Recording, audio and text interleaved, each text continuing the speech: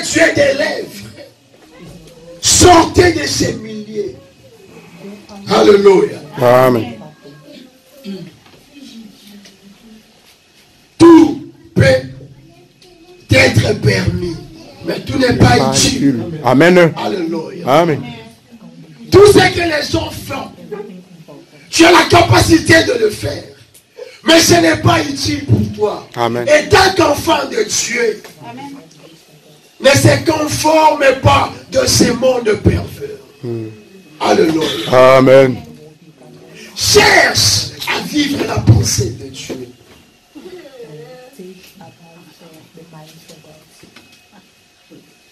Alléluia. Amen. 2 Corinthiens chapitre 6. Le verset 14. La Bible dit: ne formez pas avec un croyant un attelage disparate.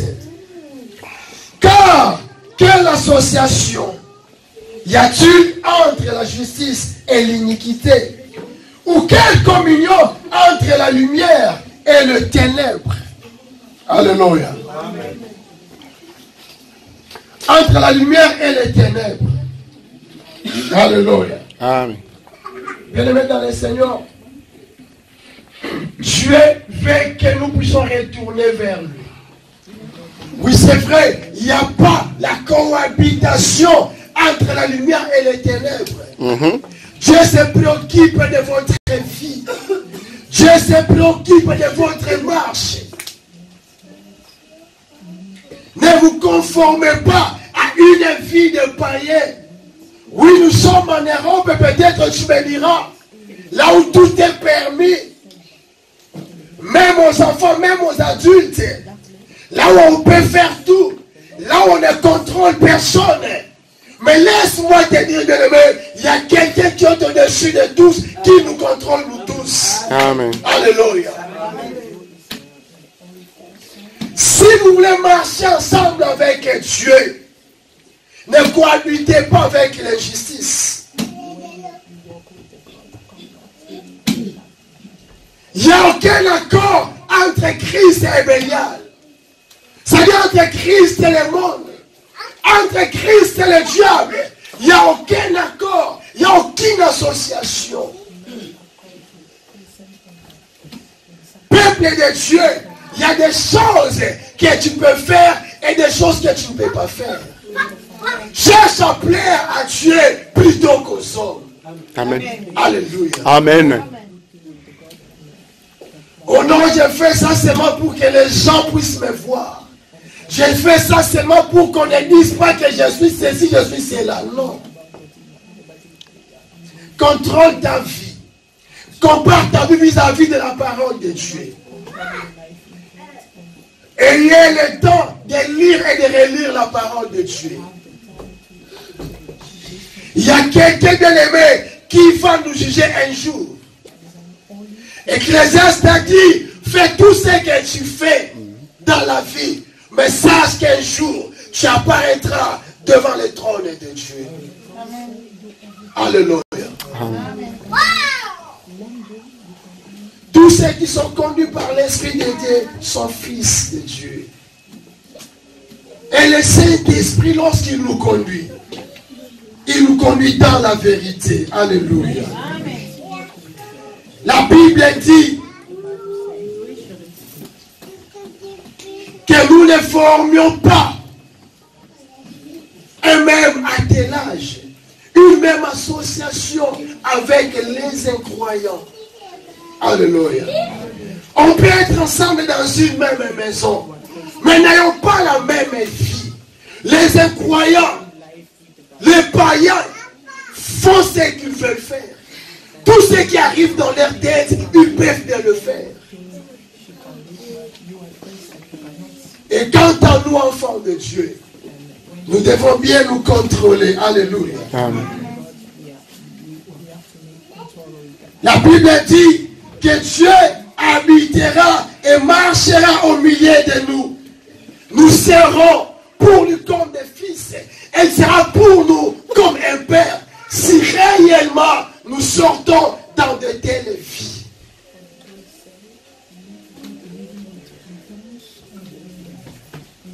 Les bénédictions que nous cherchons sont là à notre portée. Mais qu'est-ce que nous faisons avec ces bénédictions? Nous prions Dieu chaque jour de nous bénir, de nous donner ceci, de nous faire cela, de nous protéger. Or, la Bible dit, bien aimé dans le Seigneur, que l'ange de Dieu campe autour de ceux qui craignent Dieu. Lorsque nous retournons réellement et que nous vivons avec notre Père, nous sommes sous la couverture de Dieu. Alléluia. Amen. David a compris cela dans sa vie. Lorsqu'il a péché, en tuant son soldat, c'est par là qu'on a dit que David a commencé à faire des psaumes, à écrire les psaumes, à chanter les psaumes. Il est revenu sous la couverture de Dieu. Et c'est de là qu'il a compris que celui qui habite sous l'abri du Très-Haut repose à l'ombre du Tout-Puissant. Et quand on est sous l'ombre du Tout-Puissant, le flèche de l'ennemi ne peut jamais t'atteindre. Amen. Les attaques du diable ne peuvent jamais t'atteindre. Amen. Parce que tu es avec ton Père, sous sa couverture. Ce fils là où il est allé, il a perdu sa fortune. Il a perdu ses bénédictions parce qu'il s'est éloigné du Père. Il a vécu dans l'injustice. Il a vécu dans la cupidité. Il a vécu dans de plaisirs mondains. Et là, qu'est-ce qu'il est devenu? Un homme riche et qui commence à dormir avec les porcs, qui dort avec les pourceaux. Alléluia. Amen. Et beaucoup de chrétiens sont comme ça. Un enfant de Dieu qui n'a pas la conscience de son identité vit n'importe comment.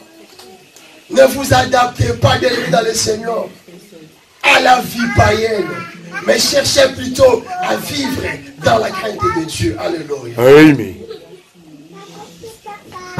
La Bible dit, je serai pour vous un père, et vous serez pour moi des fils et des filles, dit le Seigneur Tout-Puissant. Être un enfant de Dieu ne suffit pas seulement à recevoir Christ comme Seigneur et Sauveur, mais aussi de s'éloigner du mal. Amen. Lorsque vous recevez Jésus, la marche, la vie est longue. Vous devez commencer à vous éloigner du mal.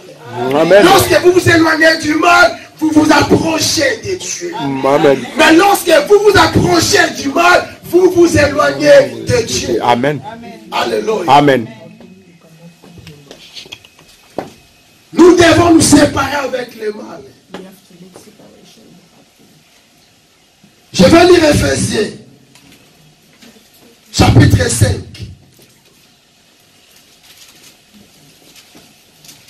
Éphésiens chapitre 5. Le verset 3 à 7 et puis le verset 11. La Bible dit ceci. Quelle inconduite, toute forme d'impureté ou la cupidité ne soit pas même mentionnée parmi vous, comme il convient à des saints. Alléluia. Amen. Voilà la recommandation de la Bible. Quelle inconduite, bien-aimé, quelle impureté, quelle la cupidité ne soit même pas mentionnée parmi vous. Alléluia. Amen. Comme il est réservé à des saints. Laisse-moi te dire que tu es un saint lorsque tu t'approches de Dieu. Tu es appelé saint lorsque tu te sépares avec l'inconduite, avec l'impureté, avec des insultes, avec l'ivrognerie, avec les mensonges. Lorsque tu te sépares avec de l'orgueil, c'est ça la vie qui convient de saint. La Bible dit que cela ne soit même pas mentionné parmi vous. Peuple de que Dieu, cet après-midi, Dieu veut que nous puissions retourner à lui. En changeant notre comportement. En changeant notre façon de vivre. Soyons réellement des chrétiens. Amen. Alléluia. Amen. Marchons sur les pas de Christ. Je ne connais pas votre vie. Mais je suis venu te dire, vous devez retourner à la volonté de Dieu. Amen. Essayez un peu de comparer votre vie que vous menez vis-à-vis de la parole de Dieu. Pour voir si vous êtes dans la volonté de Dieu. Dans ce que nous mentionnons ici, bien-aimés, essayez de comparer. Alléluia. Amen. Et nous ne soyons pas des chrétiens qui critiquent les autres, qui ignorent les autres, parce que leur mauvaise conduite se voit les nuits. Mais c'est aussi de réparer nos vies à nous. Alléluia. Amen. Lorsque vous critiquez une autre personne, vérifiez aussi votre vie. Analyse votre vie vis-à-vis de la parole de Dieu pour voir si vous êtes dans les bons. Alléluia. Amen. Beaucoup de chrétiens critiquent les autres chrétiens. Même dans une même église locale. Compare-toi vis-à-vis de la parole pour voir si toi tu es conforme. Alléluia. Amen. La Bible dit, pas de grossièreté, pas de propos insensés, pas de bouffonnerie. Cela est malveillant, mais plutôt des actions de grâce. Alléluia. Amen. Il faut savoir contrôler ce qui sort de votre bouche. Alléluia. Quelles sont des paroles qui sortent souvent de votre bouche étant que fils de Dieu, fille de Dieu? Des grosses paroles, des grossièretés, des paroles malveillantes. Qu'est-ce qui sort de votre bouche? La Bible dit que cela ne soit même pas mentionné parmi vous. Cherchez plutôt à faire des actions de grâce. Cherchez plutôt à exhorter les autres. Cherchez plutôt à glorifier le nom de Dieu. Cherchez plutôt, bien aimé, à parler de la part de Dieu. Alléluia. Cet après-midi, bien aimé dans le Seigneur, Dieu veut que nous puissions nous retourner dans sa volonté.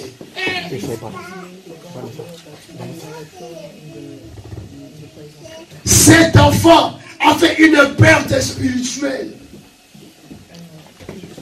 Il a détruit sa vie spirituellement. De nombreux chrétiens sont comme ça. Leurs vies sont détruites spirituellement. De nombreux chrétiens, leurs vies sont détruites spirituellement. À cause de leur comportement. À cause de leur langage. Alléluia. Amen. Alors Dieu nous appelle à retourner dans sa volonté. Amen. Amen. Alléluia. Amen. Vous savez, bien aimé dans le Seigneur, dans le verset 14, nous allons voir que cet enfant il a fait. Il en avait beaucoup, mais jusqu'à ce qu'il dissipa tout, il est resté le même vide. Il a eu faim, il a manqué même de quoi manger. Mais par cela, la Bible dit, il y aura une faim. Parce qu'il y aura une faim spirituelle. Nous devons, bien aimés dans le Seigneur, nous préoccuper de notre marche. Sincèrement, il y aura une famine spirituelle où la vraie parole ne sera pas prêchée. La vraie parole sera difficile. Le temps où les gens chercheront à plaire à leurs oreilles. Le temps où les gens chercheront à plaire à d'autres hommes et à faire la volonté des hommes. Alléluia. Amen. Il y aura une famine spirituelle. Alors prenez soin de votre vie. Cherche à marcher dans la volonté de Dieu. Ne soyez pas comme ses fils, à gaspiller tous les dons que Dieu vous a donnés, à vivre de n'importe comment, comme des incroyants, mais cherchez à faire la volonté de Dieu. Alléluia. Amen. Il y aura une famine spirituelle. La Bible dit à un moment donné, même en Israël, il n'y avait pas la loi. La loi existait, mais il n'y avait personne pour enseigner la loi. La parole de Dieu était là présent. Dieu était là présent. Mais la Bible dit, Dieu n'était pas parmi son peuple. Et son peuple était devenu une proie pour les ennemis. Et c'était le diable qui avait l'accès sur le peuple israélite. Si on ne fait pas attention dans notre vie, ça sera aussi la même chose. Dieu est là présent, mais suite à votre comportement, Dieu s'éloigne de toi. La parole de Dieu est là, mais suite à votre comportement, on ne trouve pas la parole dans ton cœur. Alléluia. Amen. Retourne à ton Père. Fils prodigue.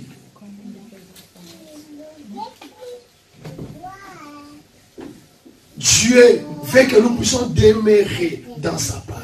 Alléluia. Amen. Cet après-midi, je me suis venu vous dire de ne pas vous séparer à Dieu suite à de tels comportements, mais d'y rester.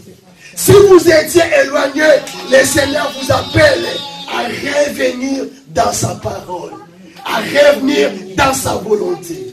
Alléluia. Amen. Alléluia. Amen. Nous avons tant de leçons à tirer dans ces textes des fils prodigues. Et notre message ne finit pas, ça continue. Alléluia. Amen. Et nous prions que le Seigneur puisse encore nous parler, puisse encore regagner nos cœurs, puisse nous donner sa parole, puisse nous ramener dans la sainteté. Nous devons faire la différence. Amen. Amen. Étant des chrétiens. Alléluia. Amen. Nous devons faire la différence. N'appelez pas congération ce que le monde appelle congération. N'appelez pas normal ce que le monde appelle normal. Et alors normal, alléluia. Nous allons parler en détail prochainement. Amen. Amen. Courbons nos têtes pour dire merci à Dieu pour sa parole. Amen. Prie Dieu. Dis à ton Père que je vais demeurer en toi. Je vais demeurer dans ta parole. Je vais vivre la sainteté. Aide-moi à faire ta volonté. Prions.